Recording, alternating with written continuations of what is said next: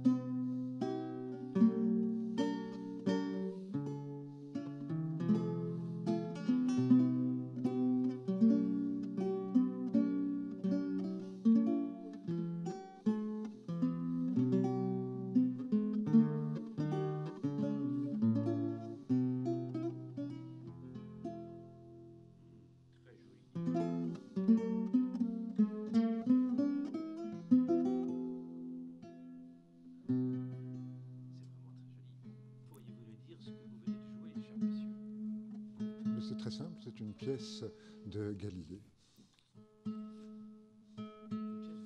Oui, une chanson de Guerrero, Pedro Guerrero, mise en tablature par Galilée. Pedro Guerrero, excusez-moi. Moi, je connais deux Pedro Guerrero. Le premier, il est dans l'équipe de baseball des Los Angeles Dodgers. Le second, c'est un baron de la drogue colombien qui s'est fait descendre par la police la nuit de la Saint-Sylvestre 2010. Ça m'étonnerait bien que ce soit un de ces deux-là qui ait composé ces chansons. Bien sûr, bien sûr, bien sûr. C'est le troisième celui qui était chanteur soliste à Santa Maria Maggiore, à Rome. Excusez-moi de vous avoir interrompu. Continuez, je vous prie, continuez. Il n'y a pas de mal, mon cher Bifolco, faites comme chez vous. Alors, cher monsieur. Ah, vous s'interrompt, il est vexé. On va profiter de l'interruption pour faire les présentations. Mesdames et messieurs, j'ai le grand plaisir de vous présenter Marlène Guichard, soprano lyrique, qui nous fait l'honneur de chanter parmi nous ce matin. On n'entend pas. Rien. Ah, alors là, si on ne m'entend pas, c'est dommage, parce que ce que j'avais dit, c'était très intéressant. On ne m'entend pas. Le micro est allumé.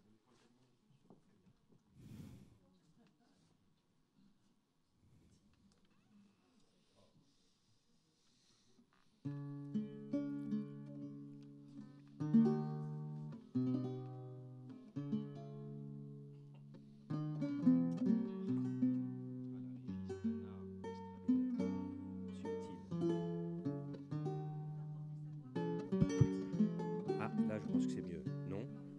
Mieux? Beaucoup mieux. Alors, on va reprendre au moment crucial.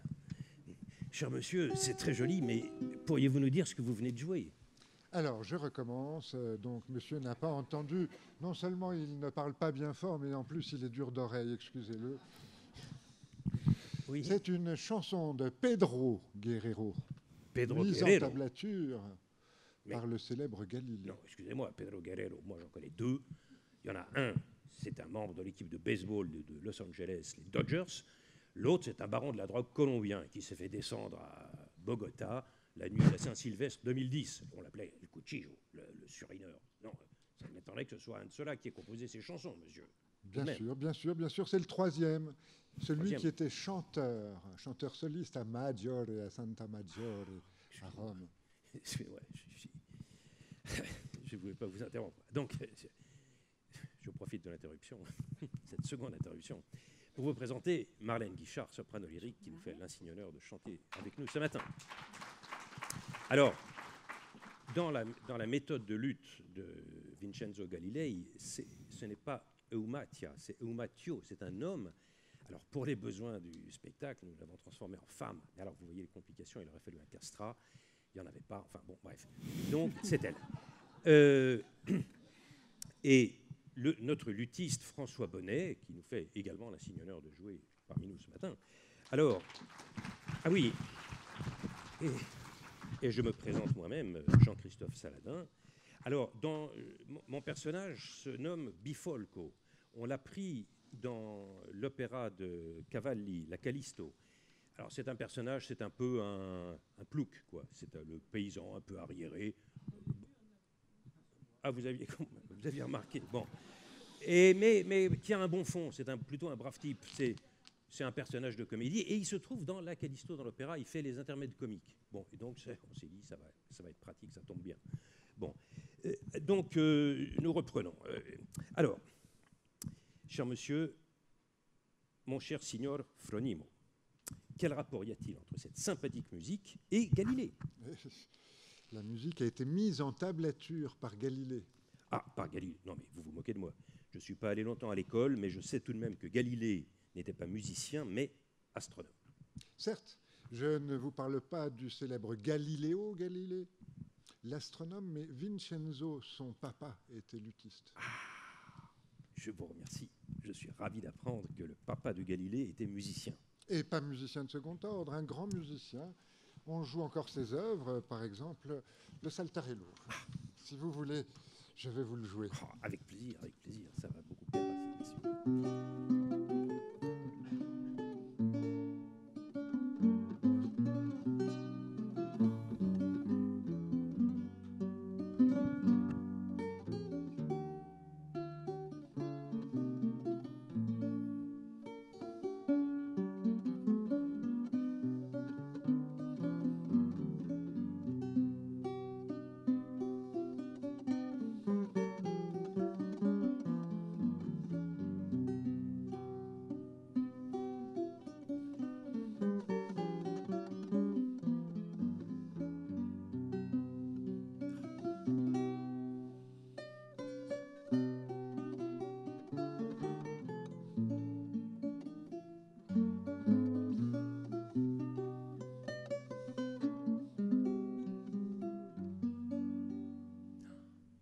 C'est vraiment très joli. Je vous remercie. C'est charmant. J'aime beaucoup le luth, moi. Vous, je ne sais pas, mais moi, j'aime beaucoup le luth. D'ailleurs, à ce propos, une petite remarque. Il ne faut pas dire le luth. Il faut dire le lu. C'est une question de prononciation ancienne. La preuve. Je connais une chanson qui, je pense, est de la région, d'ailleurs. Le public doit connaître. C'est une chanson... Voilà, et dans laquelle il y a une reprise. Le public peut reprendre la chanson. Voilà. Dans notre ville est venu, dans notre ville est venu un fameux joueur de lu, un fameux joueur de lu. Pour attirer la pratique, il a mis sur sa boutique: c'est ici pour un écu qu'on apprend à jouer de l'épinette. C'est ici pour un écu qu'on apprend à jouer du... Bifolco, il y a des dames ici, ce n'est pas correct. Bon, Tais-toi. Bon. Le petit dialogue que nous avons joué, c'est le début du traité de tablature de luth que Vincenzo Galileo a publié en 1558. Vraiment ? Phronimo. Vraiment ? Je vois, mais où vivait-il cet homme, ce Vincenzo Galilei ? À Florence. À Firenze. Alors c'était un musicien de cour, payé par les Médicis. Non, car il y avait déjà une foule de musiciens à Florence. En fait, il était appointé par le duc de Bavière, à qui il a dédié son traité. Le duc de Bavière ? Regardez. Rien que ça. Le voici.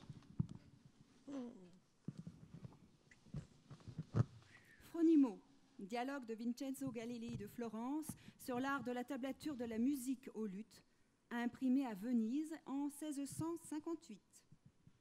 Je lis aussi la dédicace. Bien sûr. Alors, à l'illustrissime et excellentissime seigneur, prince et seigneur Guillaume, comte palatin du Rhin, et duc de l'une et de l'autre Bavière, monseigneur toujours le plus respectueux.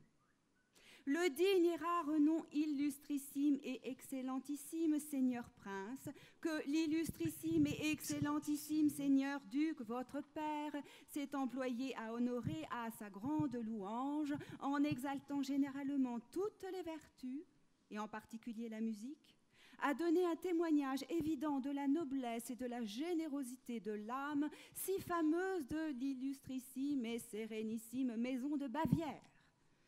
Et votre esprit s'est élevé dans les hauteurs et les choses suprêmes, d'autant que la musique est conforme à l'harmonie céleste. Oui. Et c'est certissimement... Ah, je confirme, en italien, certissimamente. Certissimement, la cause pour laquelle tant de nobles esprits, réveillés par des sonorités si douces, s'y sont appliqués d'une façon ardentissime. Pareil, je confirme. En italien, ardentissime. Et avec d'autant plus d'affection et de zèle qu'ils ont vu que votre seigneur illustrissime n'était pas moins prompt et libéral qu'un tel père à les favoriser et les rémunérer. C'est un peu obséquieux tout de même, vous ne trouvez pas? Il lui cire les pompes au duc, non? En ce temps-là, les musiciens étaient les larbins des nobles. Ce n'était pas comme maintenant, où les musiciens sont respectés comme des citoyens à part entière. Absolument, comme les comédiens. Regardez les intermittents du spectacle, on voit bien qu'ils sont respectés comme des citoyens à part entière. Bon, enfin. Bon, c'est très bien, merci. Vous nous avez fait connaître le papa de Galilée, merci beaucoup. Mais nous nous éloignons tout de même un peu de notre sujet, car il me semble, si je consulte le programme, que le sujet, notre sujet, c'est le fils. Le fils Galilée. Et oui, c'est ce le qu'il vous fils. faut.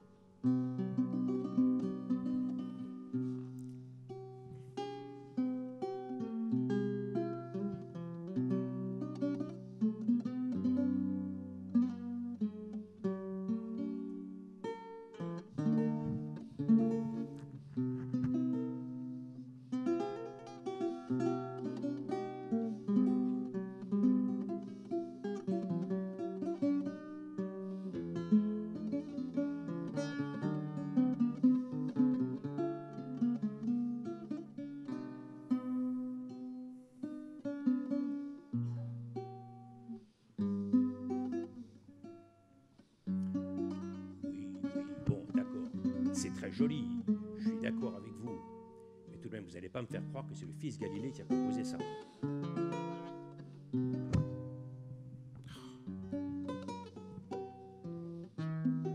Ben si, bien sûr, c'est le fils, c'est l'autre, le plus jeune. L'autre fils. Parce que Galilée, l'astronome, avait un petit frère qui s'appelait Michelangelo et qui a aussi fait éditer une tablature de luth, imprimée à Munich en 1620 avec les sous du grand frère astronome.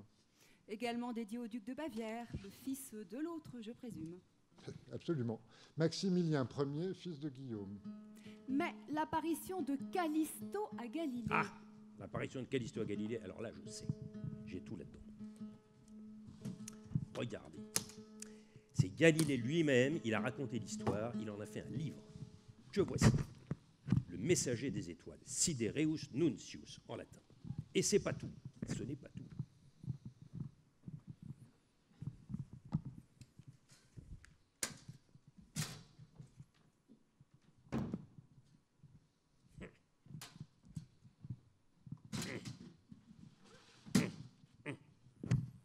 Ah.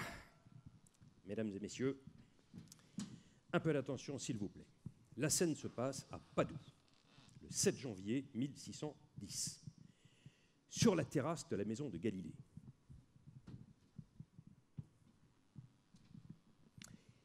Il s'est fabriqué une lunette d'un modèle primitif, très primitif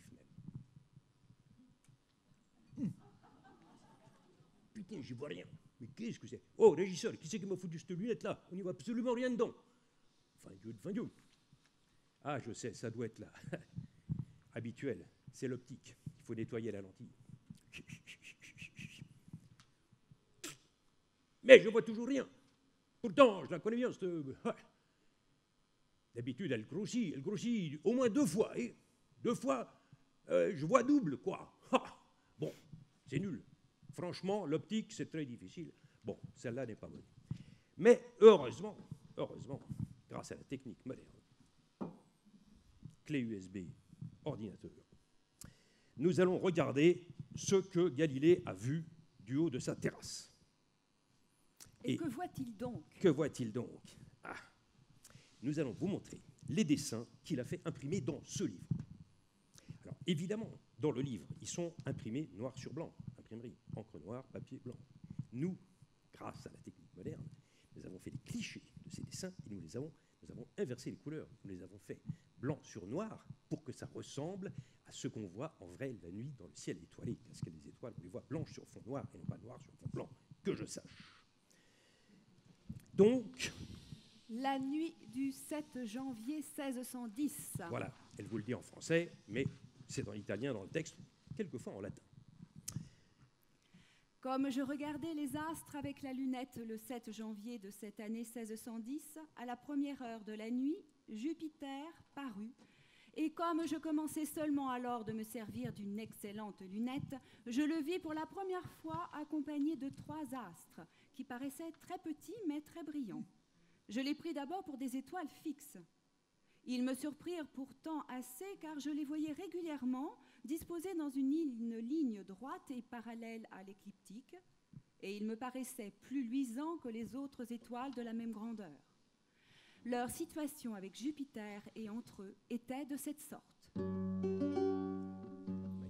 Mais comme le lendemain, par je ne sais quel destin, je fus retourné à la même observation, je trouvais une situation fort différente.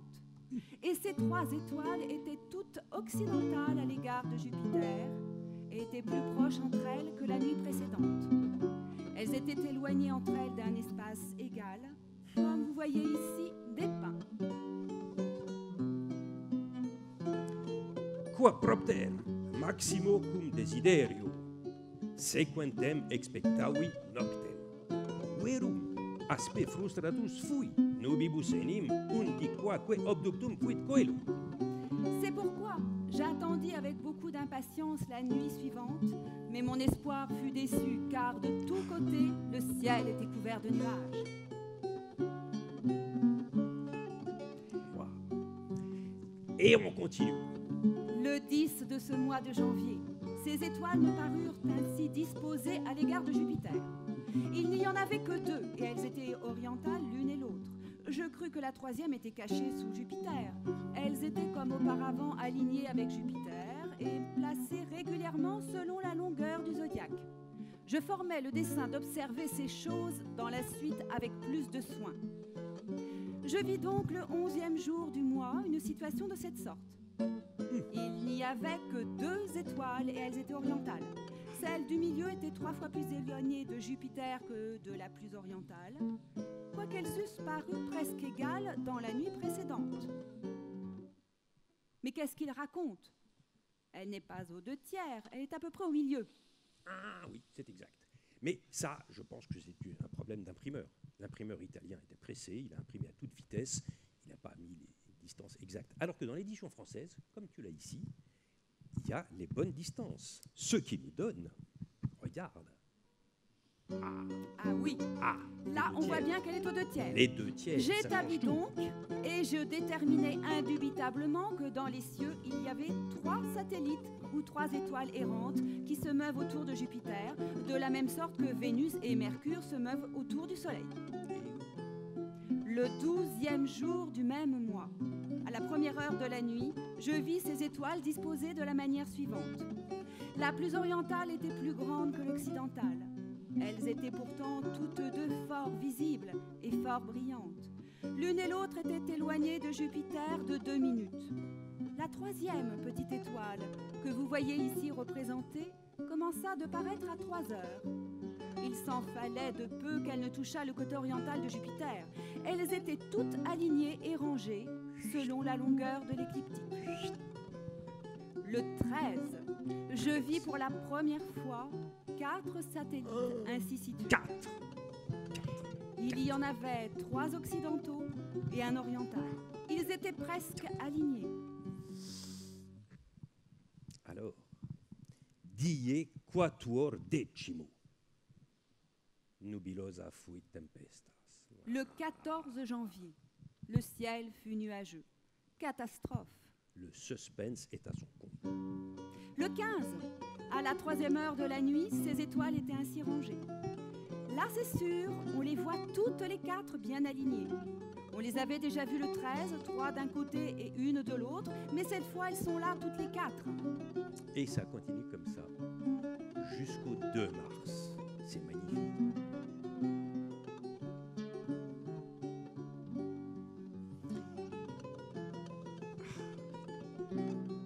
Il y a 64 observations en tout. Et le livre, tenez-vous bien, a été imprimé le 12 mars, soit 10 jours après la dernière observation. Très beau, très beau, très beau. Magnifique, n'est-ce pas? Mais où parle-t-il de Galilée et de Callisto? De Callisto? Ah, il n'en parle pas. Il n'en parle pas parce qu'à l'époque, eh bien, il ne savait pas que c'était Callisto. En fait, il ne leur avait pas donné de nom à ces satellites. Il les avait simplement baptisés astres médicéens en l'honneur de ses patrons, les Médicis. Alors, qui leur a donné ces noms? Sans doute un astronome allemand de l'époque, nommé Simon Marius von Gunzenhausen. À tes souhaits. Il se disait ami de Kepler. Voici son portrait. Oh, vous avez vu cette tête de brute germanique? Non, non, non. Non, non. Bon. Alors, tout de même. On va le voir. Ça va venir, ça va On venir. va Tout le de même. voir. En 1614, il a publié à Nuremberg un livre intitulé Le monde de Jupiter, rien que ça, dans lequel il écrit Dans son Messager des étoiles, Galilée nomme ces astres à médicéens, pour la raison principale qu'il est lui-même natif de Florence et qu'il y a été élevé sous le règne des grands-ducs d'Étrurie, qui depuis de nombreuses années sont issus de la famille des Médicis. alors, si moi je nomme ces mêmes astres mobiles Brandenburgeois, qui m'en blâmera? En effet, de même que ces astres sont médicéens grâce à Galilée qui les observa le premier en Italie, qu'ils soient brandebourgeois grâce à moi qui les ai vus et observés le premier en Allemagne, pour rappeler les grands bienfaits que m'a accordé très libéralement cette famille illustrissime, non moins qu'électrice. Mais peut-être qu'il y aura des gens à qui le nom en question ne plairont pas et qui réclameront aux astronomes un nom particulier pour chacun des astres jupitériens. Eh bien, je pense pouvoir les satisfaire d'une manière que je fais hors de toute superstition et avec l'autorisation des théologiens. Les poètes attribuent à Jupiter de très nombreux amours illicites. Parmi les premiers, on célèbre 3 vierges que Jupiter a prises et possédées d'un amour furtif. Il s'agit de Io, fille du fleuve Inachos, puis Callisto, fille de Lycaon, et enfin Europe, fille d'Agénor. Encore mieux, il aima par-dessus tout le bel enfant Ganymède, le fils du roi de Troie, au point que prenant l'apparence d'un aigle, il le prit sur ses épaules et l'emporta au ciel. C'est ce que racontent les poètes. En premier lieu, Ovide, dans les Métamorphoses, livre 6, édition Belles Lettres, traduction Olivier Serre, c'est magnifique. C'est pourquoi je ne pense pas être en faute en nommant le premier astre Io, le second Europe, le troisième Ganymède en raison de la puissance de sa lumière, et enfin le quatrième Callisto. J'ai réuni ces noms dans le distique suivant. Io, Europe, le jeune Ganymède et même Callisto ont séduit à l'extrême le lascif Jupiter.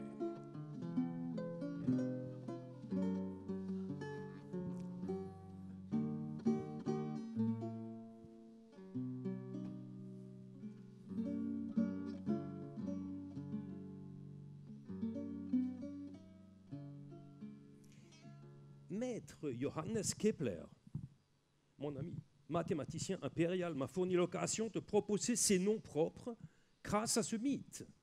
Lorsque nous nous sommes rencontrés à l'occasion du Conseil de Ratisbonne, en octobre 1613. C'est pourquoi je n'aurais rien à me reprocher si, par jeu et par l'amitié qui naquit alors entre nous, Kepler et moi, amis, je salue ce compatriote par les noms de ces 4 astres. Finalement, c'est très certainement Kepler qui a eu l'idée.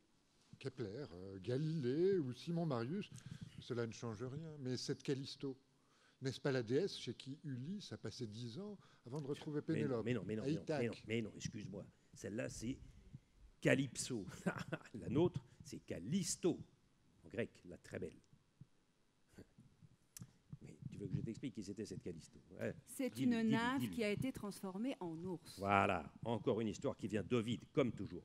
Métamorphose, livre 2, vers 401 et suivant. Tu veux bien lire? Le Père Tout-Puissant parcourt les grands remparts du ciel. Il remarque une vierge de Nonacrie, s'enflamme et brûle jusqu'à l'os. Pas du genre à carder et assouplir la laine, ni coiffer sa coiffure. Agrafe à la tunique, ruban blanc retenant des cheveux en bataille, un javelot léger en main ou bien un arc. Bon. Résume, s'il te plaît, sinon on y est encore demain matin.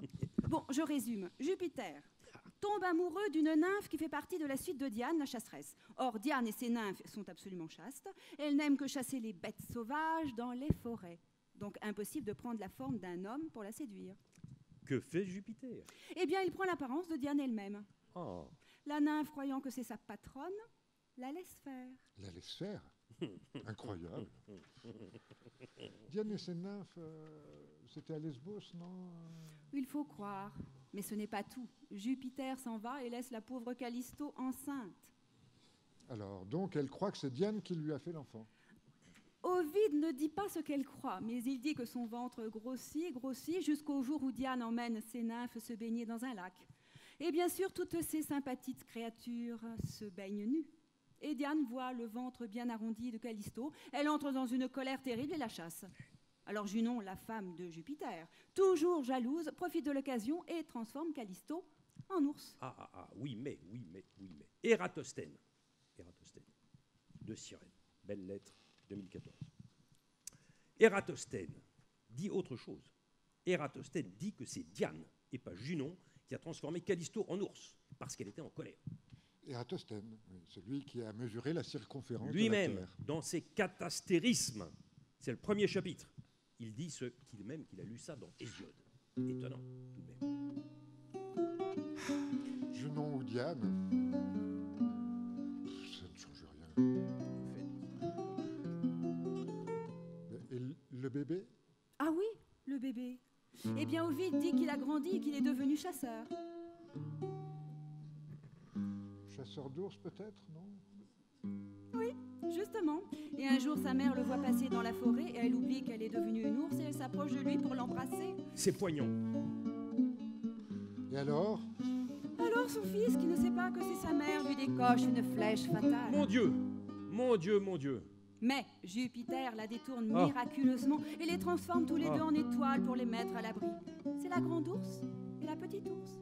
C'est ce qu'Ératosthène appelle un catastérisme, une transformation en astre. Finalement, l'histoire de Callisto, c'est celle d'Amphitryon, mais en femme.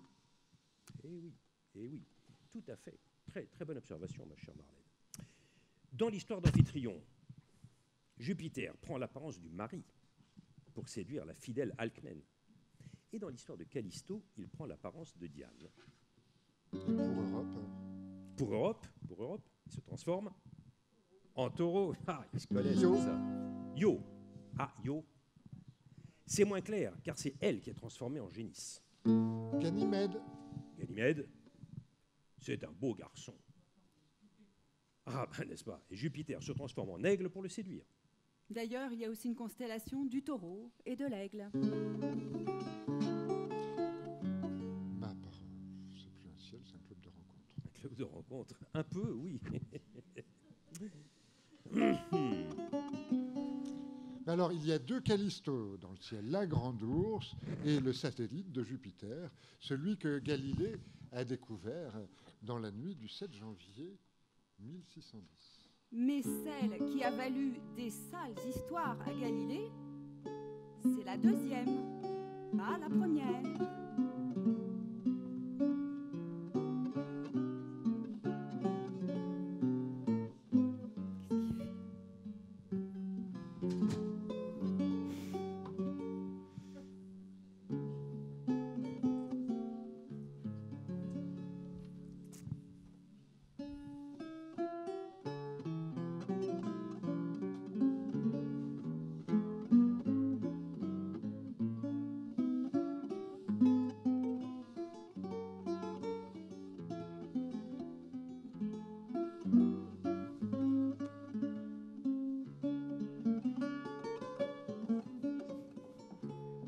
Mon pauvre Bifolco.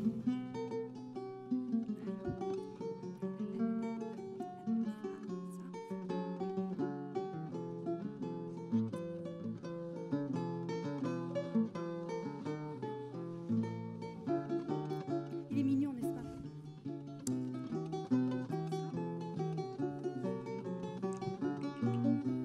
Quoi donc?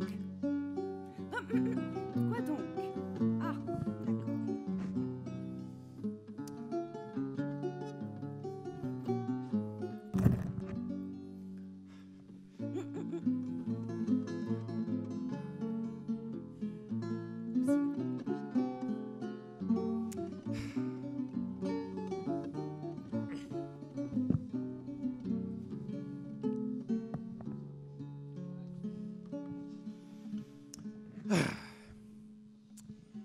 Donc, il y en a deux, des Callisto. Parce que la première, celle de la grande ours, tout le monde s'en fichait. Même les cardinaux, même le pape. Ils jouaient les prudes, mais ils appréciaient beaucoup les histoires salaces d'Ovide, notamment celles des petits garçons qui venaient servir dans les banquets, comme le joli Ganymède. Ah, on peut dire qu'ils en connaissaient un rayon, tous les monsignori du Vatican. Et le pape, à l'époque, c'était Urbain VIII, autrement dit Maffeo Barberini. Une sacrée canaille, celui-là. Mais figurez-vous qu'il protégeait Galilée. Et il y avait fort à faire.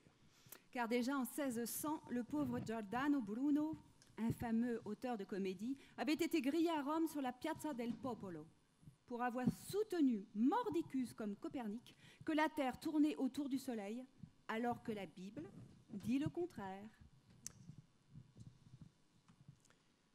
Le 24 février 1616.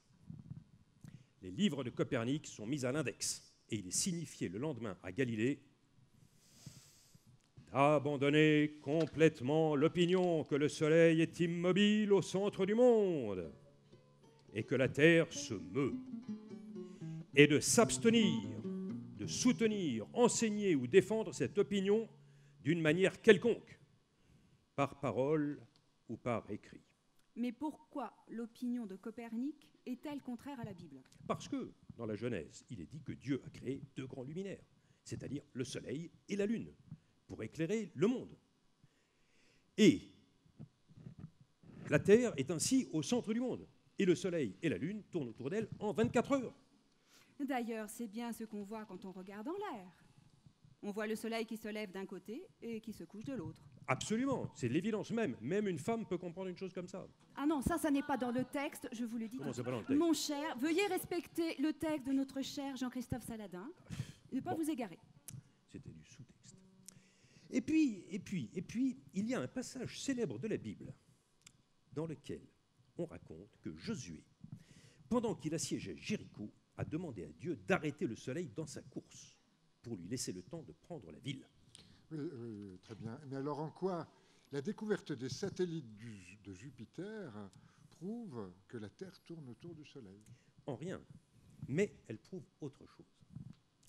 Elle prouve que le ciel est fait de la même matière que la Terre. Elle prouve que n'importe quel astre peut avoir des satellites et que la Terre est faite comme la Lune et comme n'importe quelle planète. Alors que la religion enseigne que le ciel est un monde éternel, immuable, circulaire et régulier. En un mot, la demeure de Dieu. Eh oui, notre Père qui êtes aux cieux. Donc, si Jupiter a des satellites, comme la Terre a la Lune, qu'est-ce qui empêche que la Terre tourne autour du Soleil? Rien. Mais à l'époque, on n'en avait pas la preuve réelle. Les satellites de Jupiter ne constituaient pas une preuve, mais une très forte présomption. Absolument. Résultat, en 1616, Galilée s'en est sorti avec une interdiction d'enseigner l'héliocentrisme. En 1623, Urbain VIII est élu pape. Bonne nouvelle, c'est un ami de Galilée. Mauvaise nouvelle, les cardinaux espagnols veulent la perte du nouveau pape. Or, Galilée est son point faible, parce que si le pape défend ostensiblement un astronome hérétique, c'est un bon moyen de le faire tomber. Donc, le révérend père Orazio Grassi, jésuite, attaque Galilée. Voici le pape sur la défensive. Pour lui, que la Terre tourne autour du Soleil ou l'inverse, je crois que ça ne l'empêchait pas de dormir, ni d'aimer les petits garçons. D'ailleurs, il a fait recruter pas mal de castrats pour venir chanter dans le chœur de la chapelle Sixtine. Et les jésuites lui cherchaient aussi des noises à cause de ça. À cause des castrats? Oui. Donc, en 1633, procès. Mais cette fois, le pape ne peut plus protéger son astronome chéri. Les jésuites rappellent opportunément l'histoire de Josué à Jéricho. Absolument. Et voici Galilée contraint à la rétractation publique. Le 22 juin 1633, dans la claire lumière d'une journée du début de l'été romain, la scène se passe dans le décor habituel de l'église de Santa Maria sopra Minerva.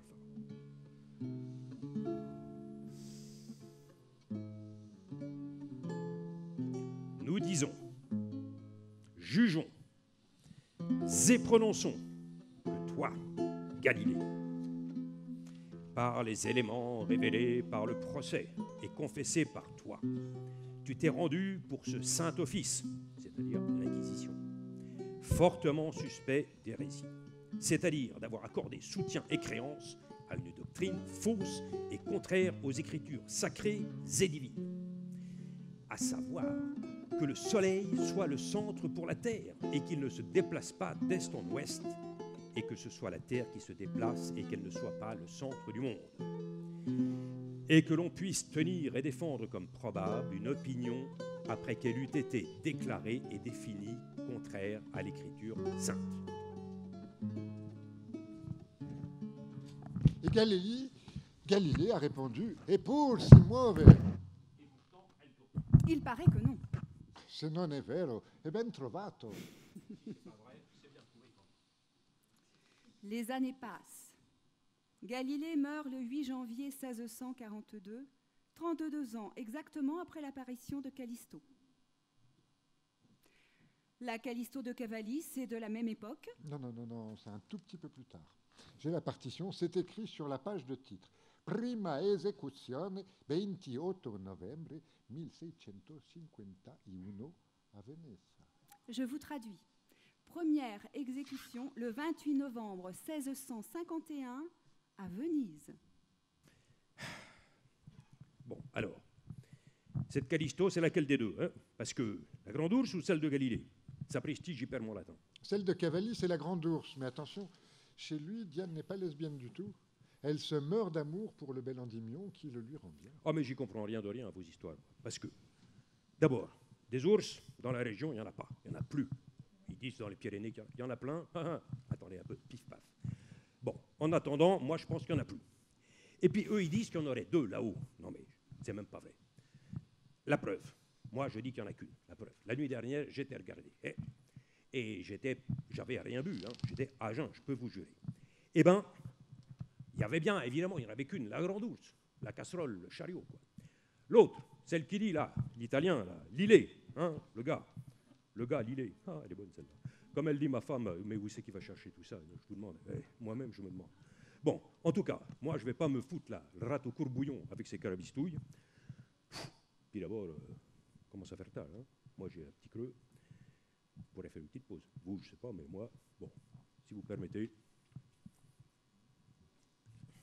À la bonne vôtre, les musiciens. Ah! Au secours, on m'assassine. On m'empoisonne. Qui a changé la bouteille? C'était pas du vin, c'était de l'eau.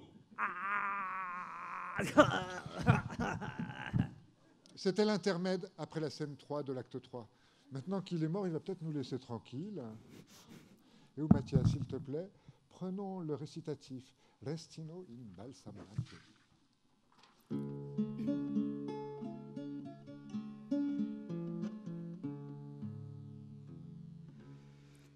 Restino in balsamate nelle memorie mie, le delizie passate.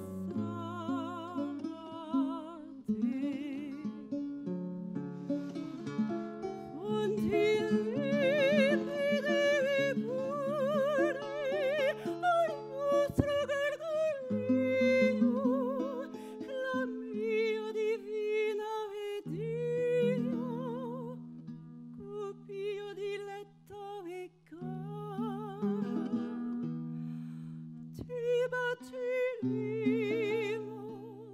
ti baceremo, ti baceremo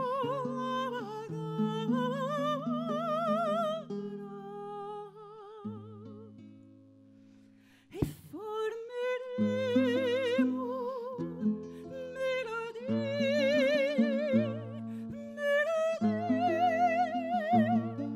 soavi, poi nuove con più voci. Ecco, Ecco, ecco, ecco. ecco risponde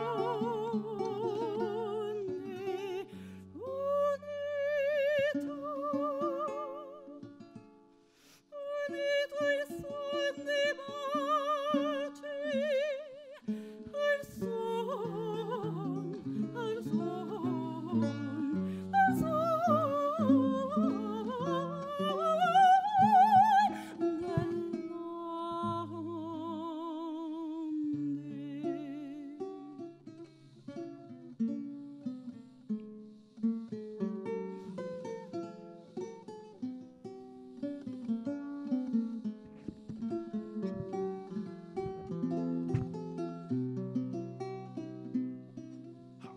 Au loup, au loup, au loup, au loup. Il m'a volé un loup là dans la bergerie juste devant moi. Ah ben, au loup, mes moutons, au loup. Bon. Quand le bouvier aura fini de faire l'andouille, nous pourrons peut-être jouer la suite.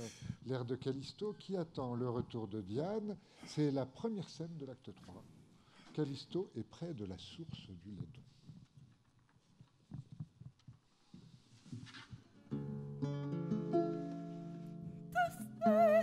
t'aspetto e tu